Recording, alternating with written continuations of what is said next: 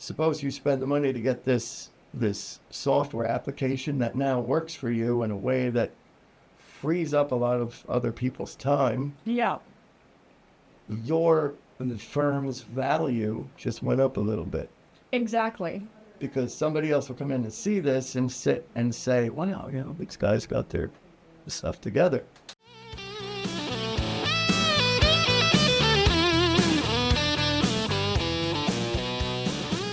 Welcome to Advisor Talk with Frank LaRosa, brought to you by Elite Consulting Partners. It's the only podcast offering unfiltered guidance and the direct advice for all things concerning financial advisors, RIAs, and the practitioners in the wealth management business. And now, welcome to the show.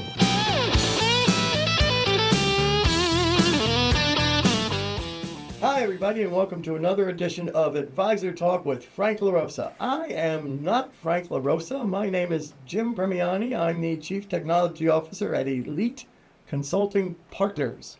And to my left, screen right, is Sue Cheema, who is the Chief Information Officer. Oh, my goodness. I know. For such a surprise. I know. She works at Elite too. Yeah, she does. I know. We don't really.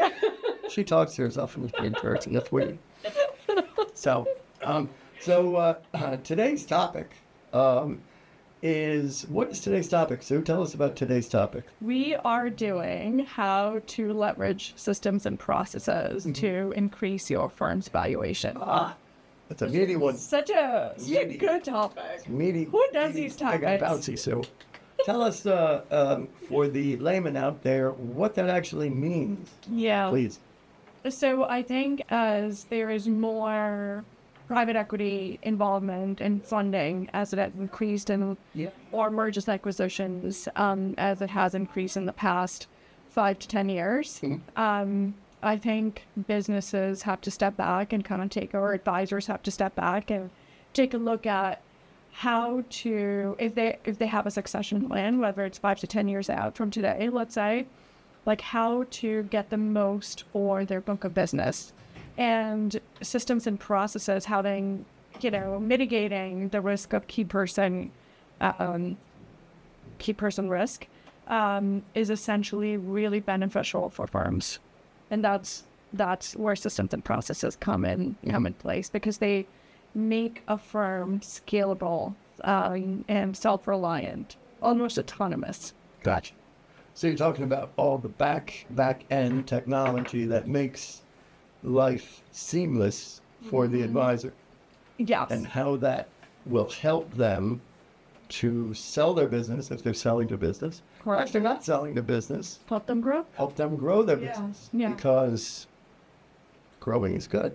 Growing is good. And whereas humans if you're hiring a full-time resource, there's a risk that there's a trajectory, right? There's overhead costs. They want, every year there's tendency that they're like, all right, what's next? You need to increase challenges, you need to increase investment. Whereas if you have systems and processes, there might be a higher upfront investment. Sometimes that's not even the case, because technology has become much more democratic, right? It's become like much more mass accessible, let's just say. And you can, and it's working 24 hours a day. You don't have to be pushing buttons or need to be involved in any way. Like, it's just, you create the workflows, and it's just constantly running. So, I have a question for you. Yeah. So what would your thoughts be on, I'm Joe Advisor. Yeah. Nice to meet you. My name is Joe. And I have, hopefully, I don't know, probably not, some kind of technical help at my firm. Yeah. Might not. Yeah. If I don't, and you're saying that scalability and technology stack and all those, big goofy words, they're great, but what do I do? How do I know what to tackle first? Right. That's a great question. How do I even know what's out there to tackle first? Yeah. That's a great question. I think that's where, like, pulling in a consulting firm, which could be cost-effective approach, to evaluation of your tech stack, right? Like, just do a quick health check. Like, this is our processes. You sit down with, you know, a person you could trust from a consulting firm. So just and kind of go through what is the most critical processes to run your business and what platforms you may be leveraging to run those processes, right? And then a consulting firm such as Jedi could come in and say, okay, let's change this platform for this one. Maybe it could give you more value for the funds that you're investing, or keep it as is, and then let's integrate. Like, we'll go through the process of understanding what the data flow looks like, what's the most efficient way, whether it's platform or processes, and really deploy that for you. A lot of consulting firms will give you a ton of paperwork, right? To say, oh, here is the strategy you should leverage. We come in, we actually do the execution as well. I'm sure most of that paperwork is canned too. The same stuff. Oh my gosh, Jim, I had a client, big RA firm, hired the big consulting firms to evaluate their tech strategy. It took them, they were supposed to come in for 3 months. It took them 6 months to do the evaluation. Okay. I mean, you can imagine the kind of bucks they're spending at this point. Oh, yeah. And it's literally a strategy on literally a document. Here you go. Now go find someone to deploy it. Yeah. Someone who hasn't created a strategy. If someone gives me that paperwork, I'm like, okay. After $1 million, we've figured out that you need to improve your technology. By the way, just get someone to create, like, who can execute, create the strategy, execute the strategy, evaluate what comes next, and they're out of your way.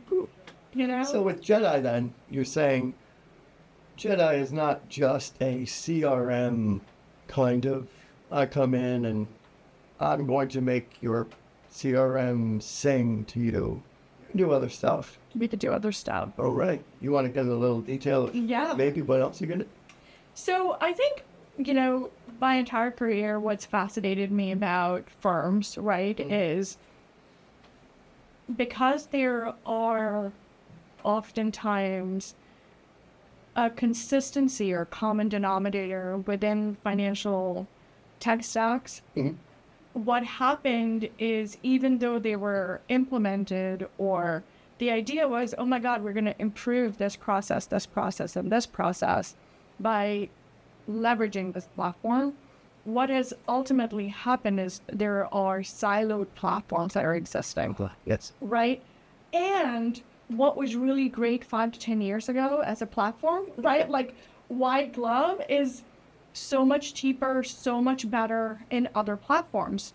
So maybe you could get a platform that is cost effective, that could do almost the same, if not more, and you could get a lot more with initial minimal investment in the long term. So what do?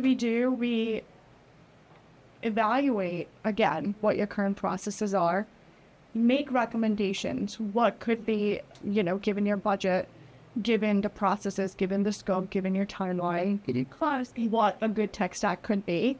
And then, an umbrella view of what's there. Exactly. And then ultimately look at how to integrate these systems for you, right? So I have a client who is on Redtail, right? They want data, like the way, unfortunately, a lot of integrations are available in Redtail is it doesn't pull in the data, it just SSO, right? So you get to access the other platform, but it's still another platform. It doesn't pull in, so you can't do analytics and stuff like that. I'm like, okay, let's do a workaround. If you're not investing in a better CRM, let's see what we could do. So we are going through the process of using a middleware to have platforms they want to pull in data from integrate with Redtail. But that's like, you know, instead of going from point A to point Z, you're going from point A to B to C, but it still works. Yeah. But like a tech person would hear that and say, okay, now you have 3 points of failure. that you have to worry about. Completely agree. And that's why, like, ideally, you take a step back. What happens is a lot of advisors, to your point, don't know the strengths and weaknesses, right? Mm-hmm.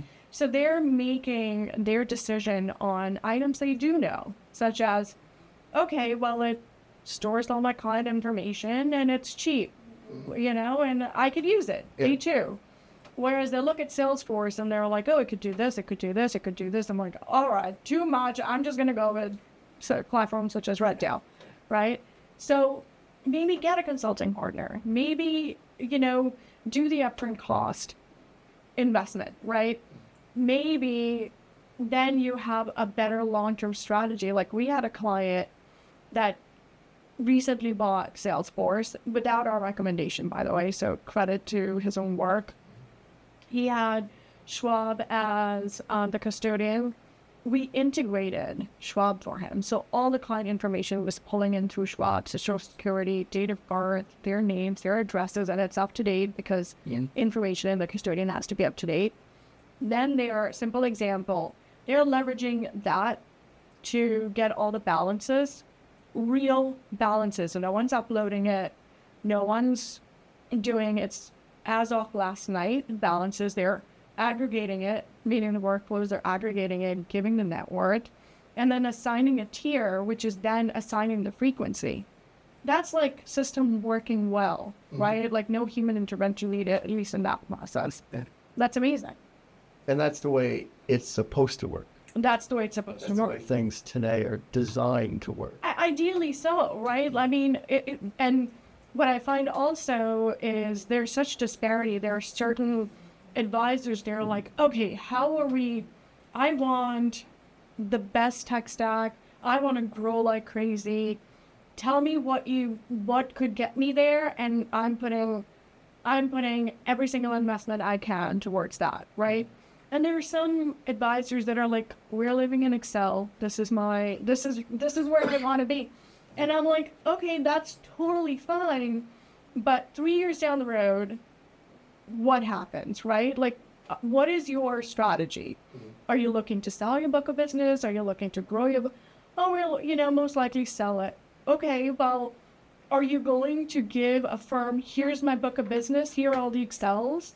And what are they going to look at it and say? You're the key person risk. If you're not part of this business, But you're not going, the book of business is not going to be worth the money we pay you. and there's that, how much time does it really take to enter information in columns and rows of Excel Thank you. versus paying for something to do it for you automatically? Such a great point. Frees you up, Such a great work point. with your clients, bring in more clients. I to love pay that. For the tech that you just purchased. Love that. I had a prospect meeting once. Huge firm, Jim, huge firm, Okay. right? One of the bigger accounting firms. Yeah. One of the management team members is literally spending 5 hours a day looking for documents. Geek. Okay, so note, highly paid individual in a big firm is spending 5 hours a day looking for documents. I'm like, if you get a platform like Salesforce, we could do hyperlinks. You don't have to look for it. We don't know. This is not our priority, and we don't know if we have the funding for it. You have the funding to pay for somebody to look and waste their time basically for 5 hours a day. Jim, if they took those 5 hours than this person's salary, they're investing more. Yeah. More. Well, it's a common theme, and that's no fault because there is a reticence or a anticipation of, oh my God, I got to spend this money. Is it really going to work for me? Well, how's it working for you now? So true. So true, right? There's that comfort zone, like, oh, we know how this is working out. Let's just pay this person to do this thing, and when it breaks or when this person leaves, let's evaluate it then. Meanwhile, the entire set of knowledge base is walking away with this person, Yeah. right?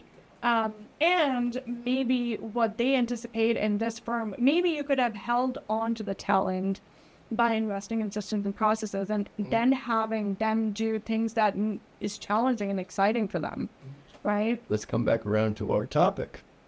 You spend the money to get this, I'm not going to say all in one that does everything, because it really isn't. But suppose you spend the money to get this software application that now works for you in a way that frees up a lot of other people's time. Yeah.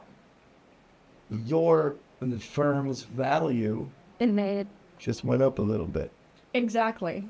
Because somebody else will come in and see this and sit and say, wow, these guys got their stuff together. I got to watch. Organized. Right, there are road tools, and there is centralization and autonomous operational processes, right? That's essentially what it is. Things that can function without anyone's help, have almost an agency to a process, let's just say, right? Mm-hmm. And if someone else is overseeing that and the management changes, let's just say, there's minimal risk, right? Mm-hmm. So I think that's really helpful when it comes to valuation, especially for PE firms. And usually it'll help you with scalability as well. You can scale your business because you have all this extra time to look for more customers. And the more customers you have, you already proved to yourself that this software helps you deal with those customers, so you can have more of them. That's so true. I don't know, I sometimes wonder, I'm talking to a prospect last week or 2 weeks ago, and he's like, I just want to spend my time at a golf course, right? Literally what the guy said to me. I said, okay. And he's like, my only reason to implement systems and processes is because I don't want to be so exhausted when I actually network with people that I don't know what to say to them, right? I mean, there is that soft human skill. Oh, yeah. That's always going to be in play. Exactly. You can't get rid of it, and you shouldn't get rid of it. And if you are burnt out because you have those systems and processes, you're meeting a highly probable client, you can't put your thoughts together just as a very soft skill, right? And let's talk about the big gorilla in the room too. When you're going about your day-to-day and you have 4 or 5 different older applications that serve you whatever they're doing for you, you now have all those different points of security risk. I hate to say cybersecurity because it's such a goofy word, but I mean, it's a reality. It's just the way that, especially when people deal with money, you're a target, and you're going to be opening yourself to a world of hurt. When you have all these, legacy software titles that they're not. Yeah, they say they're up to code. Who's checking? Yeah, are you going there looking? Right. When I was working in an RA a couple of years back, we migrated from on-prem to all cloud. And it was a huge upfront cost, but and we actually were able to outsource a lot of the management for, Microsoft, let's say Azure or SharePoint and all the fun stuff related to all the compliance stuff that's associated with financial advisory, right? Mm-hmm. So, long story short, I think there is a component of, I almost feel like it's just I am a big proponent of artificial intelligence as co-intelligence. It works well when you know something, and it might be hallucinating or going off on a tangent, and you might not know. I do that too. I do that too, Jim. I might be AI. Okay. That's fine. But yeah, you don't know if you don't have subject knowledge, then it's hard to realize what's fiction and what's fact. So I think the best strategy is often know a little bit, like empower yourself with basic knowledge, and then you can really understand the path to take. What are your thoughts? We mentioned AI, excuse me, and that's the big thing today. Everybody can't utter a technology sentence without saying AI in some form or fashion. You know, I can go to the bathroom, AI. So what are your thoughts on? I'll give you mine, and then I'll turn it over to you. Yeah. I think AI is going to be the wave of not even the future, but it's the way. Yeah. It is the way. It is the path to find. Yeah. But here's my concern. There are so many AI platforms that will probably be gone in a year. Yeah. You really have to watch. We put it down. You can spend, some are like $300, $400 for a year. Yeah. Seem like a lot, but Yeah. that one doesn't, you buy it, it doesn't do exactly what I need. Right. I'm going to look over here. Oh, I'm going to get this one. This one does a little bit more. Yeah. Oh, I'm going to get this one. And then you start finding that you have AI this, AI that, AI this, AI that, and you're spending $2,000-$3,000 a year for something you're not using. Yeah. So for me, it's really a cheap. I'm interested. Be able to get either yourself or a third party like Jedi Yeah. to come in and do an evaluation of all your different software technologies Yeah. and really consolidate, because some of this stuff you'll find, well, I haven't used that since Forever. 2000. Didn't know still it existed. Still paying for it. It's like paying for Netflix, for 10 years. And I watched one movie once. Right? This reminds me, I got it. Yeah. Yeah. So, with artificial intelligence, I think if most commonly used platforms are generative AI. And I think the best use case there is, I find, content generation or summarization.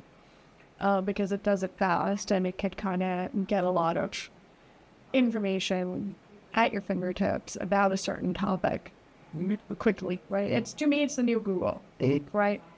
But I think where it gets really tricky is you got to know a little bit about what it's saying, because as we know, internet is not full of all facts. Right? No, I thought everything about that was real. You did not know this? See, I'm living a lie so long. So, if it's creating a summary on a topic that has a lot of False information. Yeah, false information on the World Wide Web. Yes. Most likely, if you know nothing about it, you may be extending that, right? So I love where we're going with this.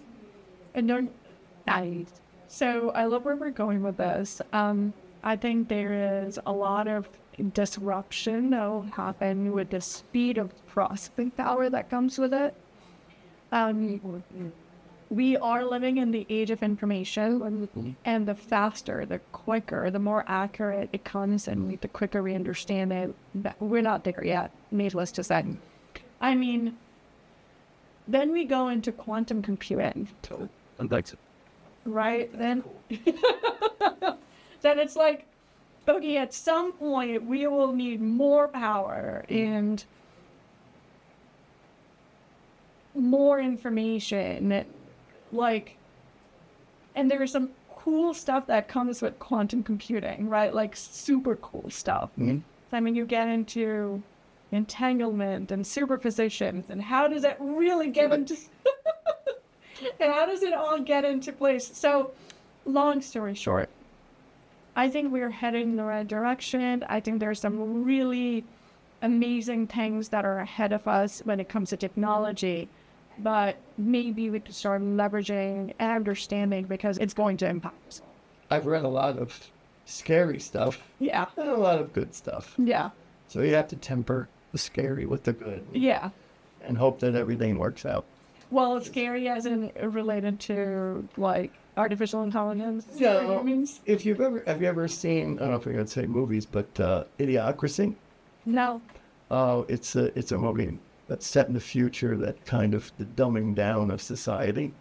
Like AI wasn't even around then, but you can compare that to, people will write emails with AI, and they'll write their papers and things like that with AI, Yeah. and they'll stop thinking about how to do that. And over time, we're just going to hop more and more onto AI Yeah. and have less ability to do what AI is doing for us. The cognitive aspect. Yeah, so I don't want to talk about that. That seems depressing. Regardless, let's be happy. So what do you think overall is a good way for an advisor or someone to go about checking out their technology stack and their valuation? What do you think? I think if it would be a great start to give us a call, right? Give Jenna a call and let us look at your tech stack. Let us evaluate what's working, where there's room for improvement, and let us help execute that, right? You don't have to, we're not going to give you a ton of paperwork or documentation to go then find an implementation partner. We'll give you a strategy that would be cost effective. It would be in aligned with your scope and budget. It would be in aligned with the output and the deliverable that you're looking for, and we'll help you execute that. Good. So I think that's a good start for advisors that are listening to this podcast. Give us a call, help us understand what you're looking to do in the next 5 to 10 years, and let us get you there systematically. I've worked with financial advisors for most of my life. I worked at an RIA. Like, we can anticipate the pain points. We can anticipate what could and what has solved the problem for a lot of other firms and advisors. We've executed on that in the past. Maybe some of it has been trial and error, but we've learned from it. Exactly. Right? So now we're in a place where we're like, okay, this is what works, and this is how we can even do this better. Mm-hmm. So yeah, give us a call and let us help grow the firm. How would they contact you, Sue? Reach me at sue@eliteconsultingpartners.com. Excellent. Excellent. Well, Sue, thank you very much. Thank you, Joe. Hopefully you guys have learned a little something. I did. So thank you for joining, and we're going to see you next time. Take care. Thank you. Thanks for listening to Advisor Talk with Frank LaRosa. If you're looking for more advice or solutions on any topics relating to the financial services industry, or just want to subscribe to our podcast, head on over to eliteconsultingpartners.com/podcast.